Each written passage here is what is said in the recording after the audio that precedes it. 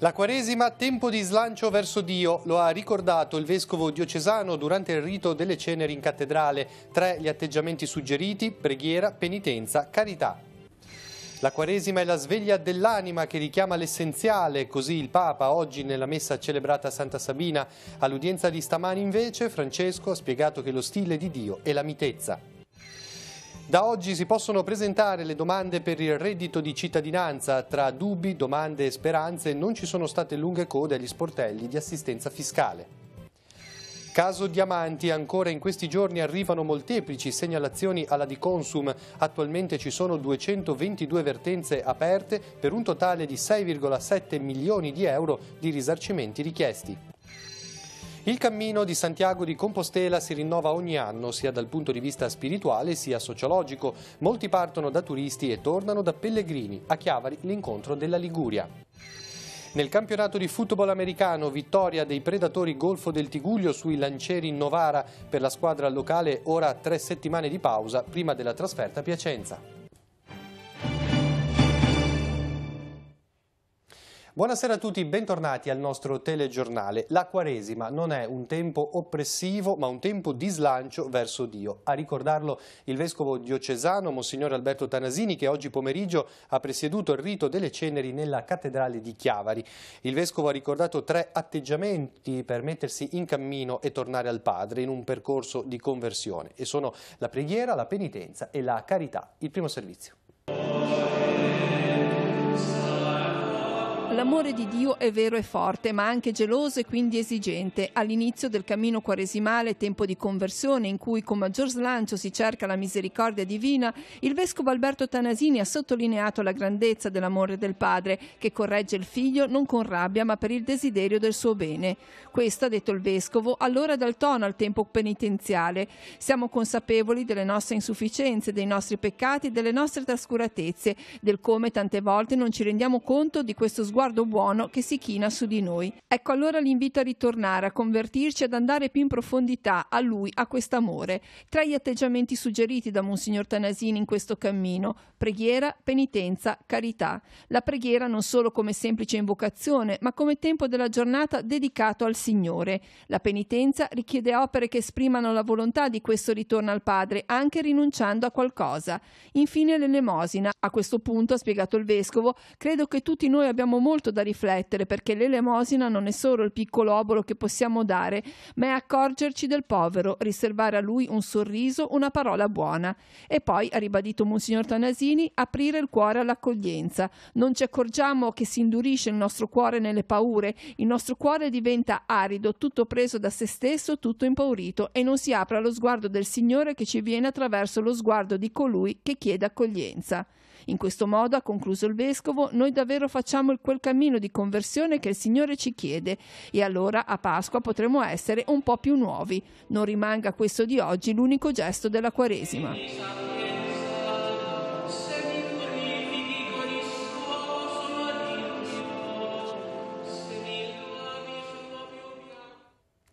Idoli, denaro e sirene che incantano e distraggono il cuore dalla vera rotta della nostra vita che è Dio. Parole di Papa Francesco pronunciate oggi nell'omelia della messa celebrata a Santa Sabina dopo la processione dalla chiesa di Sant'Anselmo all'Aventino a Roma. Al termine del rito l'imposizione delle ceneri. Secondo il Santo Padre la Quaresima è la sveglia per l'anima, un richiamo a fermarsi, ad andare all'essenziale, a digiunare dal superfluo che distrae. I 3 passaggi cruciali per riuscire in questo compito, ha aggiunto, sono l'elemosina, la preghiera e il digiuno. Ascoltiamo adesso un breve passaggio. Gesù dalla croce ci insegna il coraggio forte della rinuncia, perché carichi di pesi ingombranti non andremo mai avanti.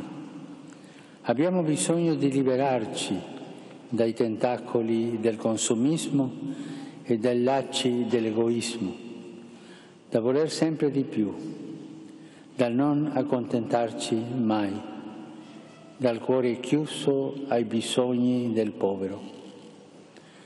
Gesù, che sul legno della croce arde di amore, ci chiama a una vita infuocata di Lui, che non si perde tra le ceneri del mondo.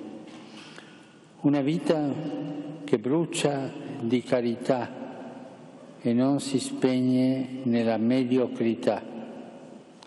È difficile vivere come lui chiede? Sì, è difficile, ma conduce alla meta.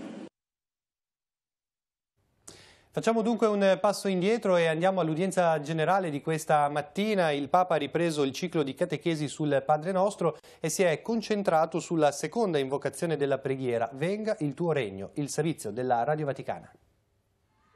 Il mondo è ancora segnato dal peccato, popolato da persone che non si riconciliano e non perdonano, da guerre e da tante forme di sfruttamento. Dinanzi a questo il cristiano deve ricordare che non è con la violenza che si instaura il regno di Dio. Il suo stile di propagazione è la mitezza. Così Papa Francesco, nell'odierna catechesi dell'udienza generale dedicata all'invocazione Venga il tuo regno nel Padre Nostro. Queste parole non sono certo una minaccia precisa, quanto piuttosto un messaggio di gioia. Gesù non fa proselitismo, non intende seminare la paura del giudizio incombente di Dio o il senso di colpa per il male commesso, ma porta la buona notizia della salvezza. Il regno di Dio è certamente una grande forza, la più grande che ci sia, ma non secondo i criteri del mondo. Per questo sembra non avere mai la maggioranza assoluta. È come il lievito che si impasta nella farina, apparentemente scompare, eppure è proprio esso che fa fermentare la massa. Oppure è come il granello di senape, così piccolo, quasi invisibile, che però porta in sé la dirompente forza della natura e una volta cresciuto diventa il più grande di tutti gli alberi dell'orto. Nei saluti in lingua a più riprese Papa Francesco parla dell'odierno mercoledì delle ceneri, inizio del cammino quaresimale. Il rito dell'imposizione delle ceneri sul capo, rimarca, rivolgendosi ai fedeli di lingua polacca, ci aiuta a comprendere la nostra fragilità, il bisogno della penitenza, del digiuno e della rinuncia. Auguro a ciascuno di voi di vivere questo tempo in un autentico spirito penitenziale di conversione, prosegue con i pellegrini italiani, come un ritorno al Padre che attende tutti a braccia aperte per ammetterci alla comunione più intima con Lui. La crisi della società di oggi mette a rischio il futuro dei ragazzi e dei bambini, è un tema importante che viene messo in luce dalla Radio Vaticana, andiamo a vederlo sul sito. Milioni di bambini condannati all'ignoranza per colpa di guerre e di crisi, è l'allarme dell'UNICEF per la gioventù nei paesi del Sahel. 400.000 costretti a lasciare le scuole per violenze e instabilità sociali in Burkina Faso, Mali e Niger. Ogni giorno un minore su 5 di età compresa tra i 5 e i 17 anni manca all'appello nelle scuole. È dunque un'infanzia condannata all'ignoranza, esposta a violenze, abusi e violazioni. E ora veniamo alle notizie sul nostro territorio. Come sapete, da oggi è possibile presentare la domanda per il reddito di cittadinanza. Diverse le persone che nel Tigullio si sono presentati agli sportelli per l'assistenza fiscale, ma non si sono registrate lunghe code. Sentiamo le interviste che abbiamo raccolto.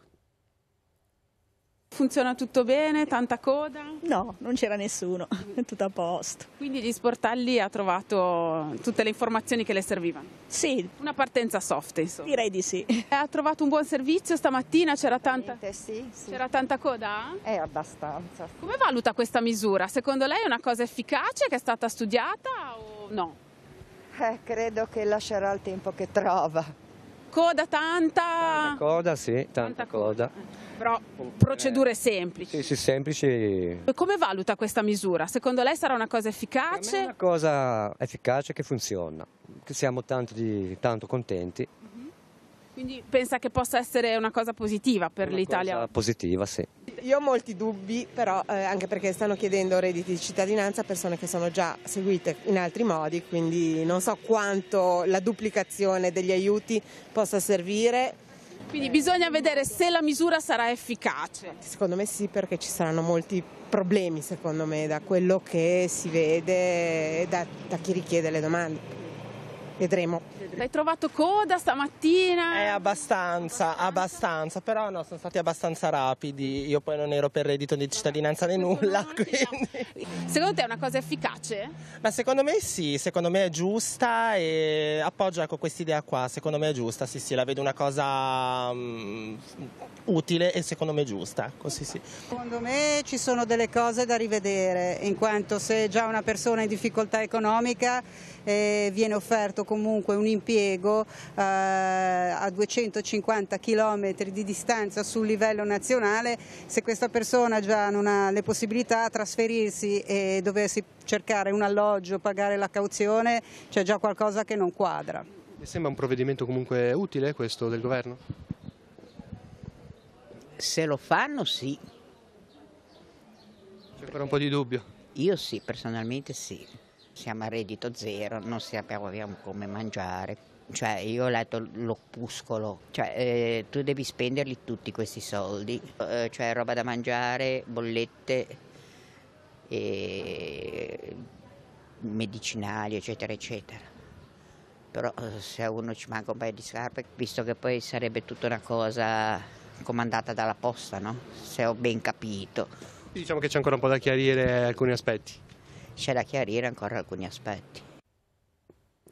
La procura di Aosta ha chiesto al GIP l'archiviazione del fascicolo aperto dopo la morte della 21enne di Chiavari che soggiornava nella mansarda in cui è divampato l'incendio nella notte tra il 22 e il 23 febbraio scorsi. Il PM ieri ha ricevuto la relazione dei vigili del fuoco e ha sentito i due ragazzi che si trovavano con la giovane. Dopo la relazione il PM ritiene dunque che non vi siano responsabilità. Una donna di 70 anni è ricoverata nel reparto di rianimazione al San Martino di Genova a causa di una meningite da meningococco.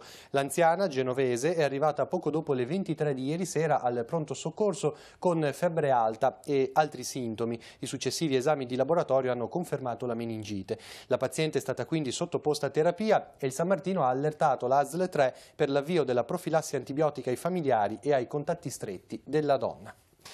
Ancora la cronaca, un uomo è stato soccorso oggi intorno alle 14:30 a Cravaria, località nel comune di Neirone, colpito al volto nella sua abitazione dallo scoppio di una calderina, come raccontano i sanitari del Tigullio Soccorso. Sul posto il 118, la Croce Rossa di Cicagna e i Vigili del Fuoco di Chiavari. L'uomo, sui 65 anni, è stato portato all'elisuperficie di Cicagna e di lì con l'elicottero all'ospedale Villa Scassi di Genova. L'anziano per fortuna era cosciente. Sono molteplici le segnalazioni che giungono anche in questo periodo di persone che tentano di risolvere la questione legata agli investimenti nei diamanti. Agli sportelli della Diconsum solo nel mese di febbraio sono state aperte 76 vertenze. Sentiamo. Qual è la situazione ad oggi? Abbiamo 222 pratiche già inviate alle banche con una richiesta di risarcimento di circa 6,5 milioni di euro. Cifre molto alte. Ti dirò di più, che nel mese di marzo abbiamo già prenotazioni per oltre 80 persone, per l'esattezza sono 82, per un valore di circa 1.850.000, quindi a fine marzo la cifra di 6 milioni e mezzo dovrebbe superare gli 8 milioni. C'è una situazione di sommerso che ora sta venendo allo scoperto. Noi non sappiamo quante persone hanno investito nei diamanti, però stiamo vedendo che giornalmente abbiamo telefonate nelle varie uffici dell'associazione della CISL, sia di Recco che di Rapallo, che di Camogli, che di Sestri Levante, che chiedono appunto appuntamenti per i problemi legati ai soldi che vorrebbero fossero un po' ritornati da parte delle banche. In media una persona quanto ha perso? Noi in questo momento, valutando del 30% con l'importo, il valore che la banca o le banche danno ai nostri associati, hanno un ritorno di circa l'87-90% sulla cifra esposta, quindi perdono ancora un 10%. Voi continuerete a seguire queste pratiche anche nei prossimi mesi? Naturalmente non possiamo sapere per quanto tempo andremo avanti, sicuramente a questa domanda la risposta è continueremo finché ci saranno persone che chiederanno aiuto. Per quanto riguarda i diamanti, che cosa bisogna fare, chi li ha in possesso? Ma chi li ha in possesso se li tiene stretti, perché oggi il mercato è molto basso. C'è una grandissima offerta di diamanti e come sapete l'offerta eccede la domanda e quindi il prezzo è molto basso. Significa, come risposta da parte noi, teneteli per un anno, 2, 3, 4, perché col tempo il valore sicuramente crescerà. I trasferimenti dei reparti dell'ASL 4 sono stati al centro del Consiglio regionale. A sollevare il tema i consiglieri Gianni Pastorino e Francesco Battistini del gruppo Rete a Sinistra e Liberamente Liguria. Preso atto che lo spostamento della chirurgia da Sestri Levante a Rapallo non è ancora ultimato, i consiglieri hanno rilevato l'impossibilità da parte dei pazienti di prenotare visite chirurgiche ed ecodoppler agli arti inferiori. Rassicurante la risposta dell'assessore regionale Sonia Viale. Allo stato attuale, ha detto, l'offerta di prestazioni di visita chirurgica e accertamenti di diagnostica vascolare mostra una disponibilità ampia e diffusa su tutti i poli ospedalieri dell'azienda. L'amministrazione aziendale dell'ASL 4 ha per tempo provveduto a ricorrere a strutture accreditate, ha concluso la Viale, per garantire l'esecuzione di ecodoppler. Riqualificazione del Teatro Cantero, recupero della torre civica nell'ex tribunale e ristrutturazione delle strutture sportive cittadine. Sono i progetti portati dal sindaco Marco Di Capua oggi a Roma in un doppio incontro con Lucia Borgonzoni, sottosegretario ai beni culturali, e Giancarlo Giorgetti, sottosegretario alla presidenza del Consiglio. Dunque sul tavolo i temi che riguardano la città di Chiavari, ma al doppio tavolo romano era presente anche il consigliere regionale Vittorio Mazza, che ha illustrato la richiesta avanzata dal comune di Santo Stefano d'Aveto per un contributo finalizzato al restauro dello storico castello. E oggi si è svolto un incontro, questa volta in comune a Chiavari, tra l'amministrazione e il direttore socio-sanitario dell'ASL 4, Cristina Giordano. Sul tavolo il tema della residenzialità per anziani non autosufficienti. Si lavora infatti per il superamento delle criticità relative alle liste d'attesa e sul numero di posti ad ora disponibili nelle residenze protette. L'obiettivo della Giunta di Capua è di trovare soluzioni condivise per superare un problema molto sentito e i prossimi passi saranno l'incontro con l'assessore regionale Sonia Viale e, nella seconda metà di aprile, una nuova riunione con la ASL 4.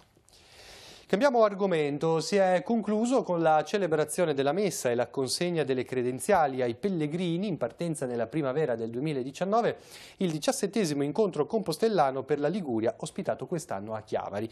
La giornata conclusiva è stata l'occasione per approfondire le ragioni del pellegrinaggio che richiama annualmente centinaia di migliaia di persone. Molti partono come turisti e tornano da pellegrini. Le interviste.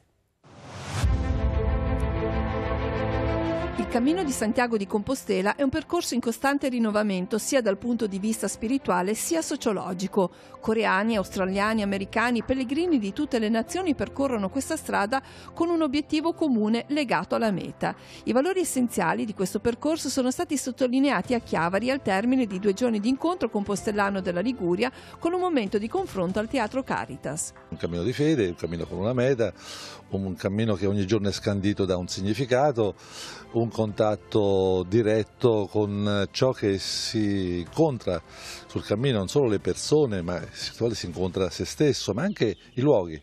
Nel Medioevo, nel Codice Callistino, che è il primo libro che parla del Cammino di Santiago, siamo alla metà del 200, si parla costantemente di visitandum est, di visitanda sunt, cioè bisogna visitare, bisogna vedere per esempio quella chiesa dove c'è un santo che ha una funzione esemplare. Quindi il cammino è un cammino dentro di sé ma anche fuori di sé.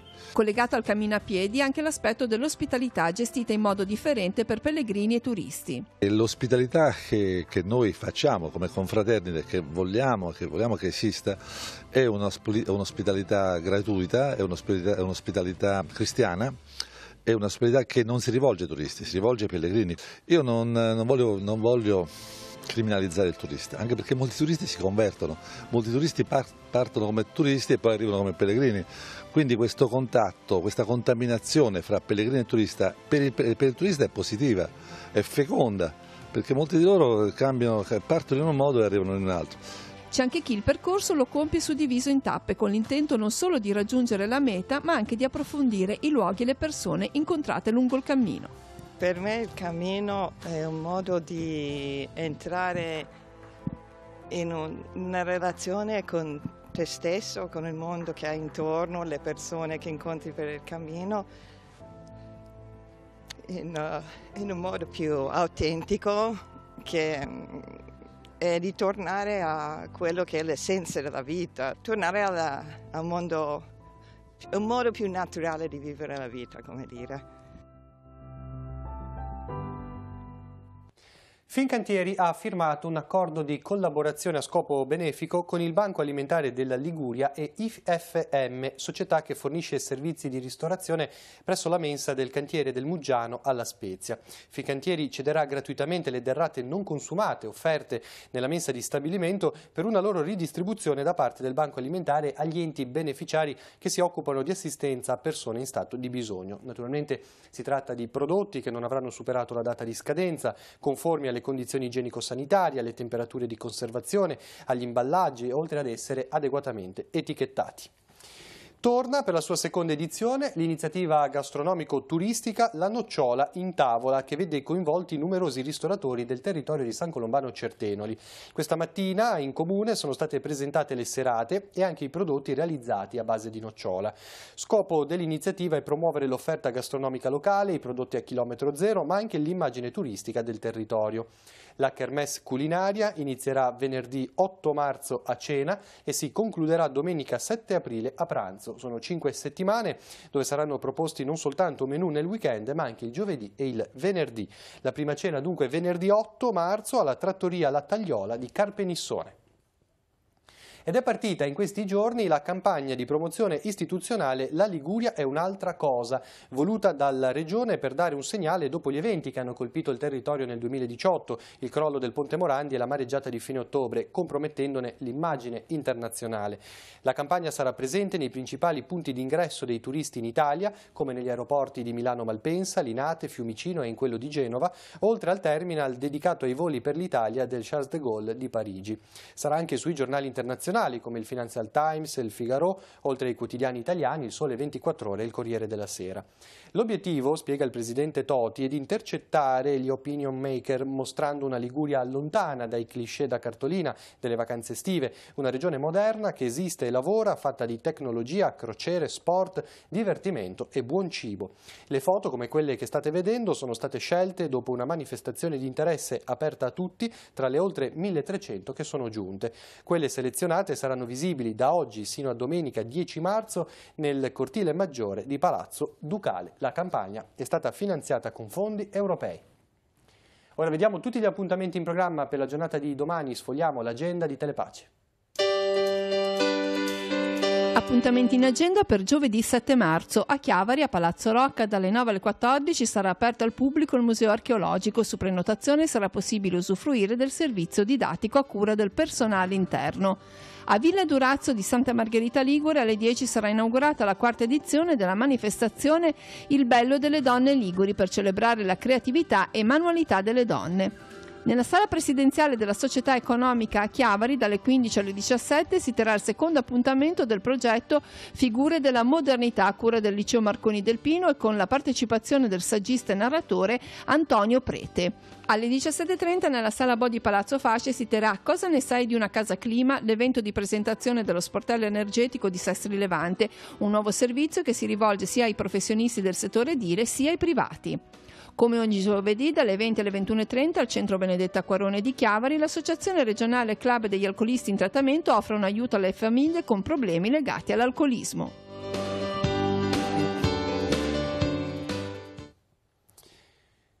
L'organizzazione sindacale USB, l'Unione Sindacale di Base, aderisce allo sciopero generale del trasporto pubblico di 4 ore proclamato per la giornata di venerdì 8 marzo.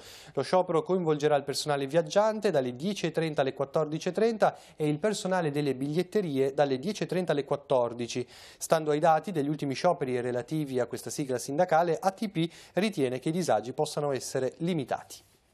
Siamo così allo sport, parliamo di football americano. Al Daneri di Caperana i predatori hanno battuto i Lancieri Novara nella seconda giornata di campionato, la prima sfida casalinga.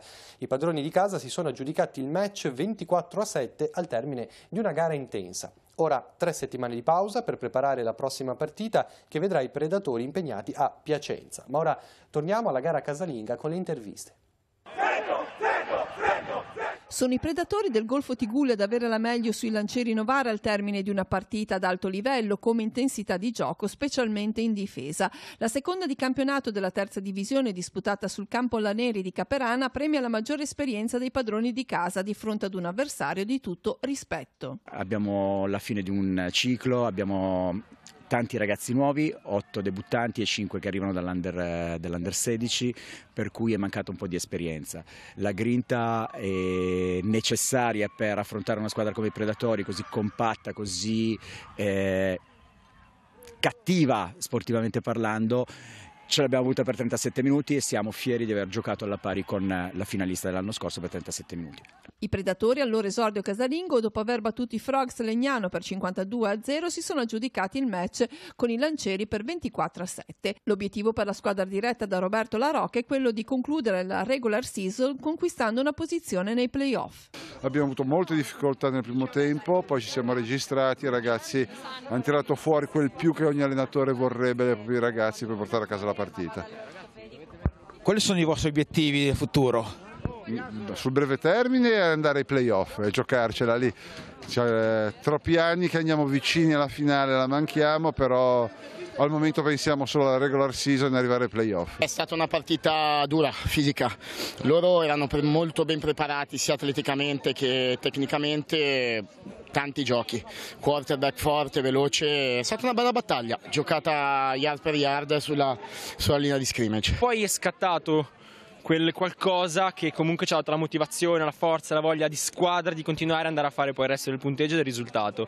E tutti, dal primo all'ultimo che erano in campo e comunque il lavoro che facciamo all'allenamento, tutto quanto, hanno portato a questo risultato. Speriamo di continuare questo risultato sia negli allenamenti al campo sia in partita nei prossimi episodi, nelle prossime partite.